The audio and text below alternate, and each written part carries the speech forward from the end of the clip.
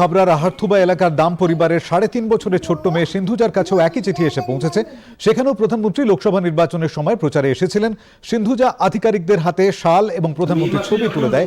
তারই শুভেচ্ছা বার্তা সহ ছোট্ট সিন্ধুজার উজ্জ্বল ভবিষ্যতের কামনা করে শংসাপত্র পাঠিয়েছেন প্রধানমন্ত্রী বলে তার বাবা জানিয়েছেন। আমার মেয়ের একদম প্রথম থেকে ইচ্ছা ছিল যে তার পছন্দের যে মানুষ মোদিজিকে একবার সামনাসামনি দেখতে। তো আমরা মোদিজির একটা ছবি নিয়ে মোদিজির সাথে দেখা করতে যাই। তো তখন মোদিজি যখন দেখতে পারে যে আমার ছোট্ট মেয়েকে আমি কাঁধে নিয়ে ছবিটা নিয়ে দাঁড়ানো আছি, তখন মোদিজি তার স্ত্রীকে নির্দেশ দেয় ছবিটা নিয়ে আসার জন্য।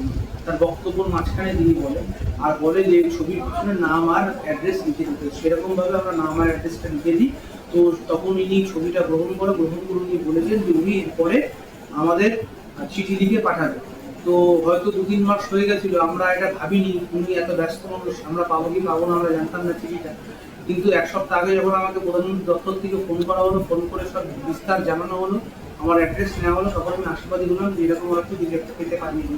যখন এটা আমার কাছে আসলো আমি খুবই গর্বিত ফিল করলাম যে আমার মেয়ের নামে প্রধানমন্ত্রী যে চিঠি পাঠিয়ে যে আমার মেয়ের উজ্জ্বল ভবিষ্যৎ নিয়ে তিনি বলেছে, এটা আমার কাছে খুব গর্বের বিষয়।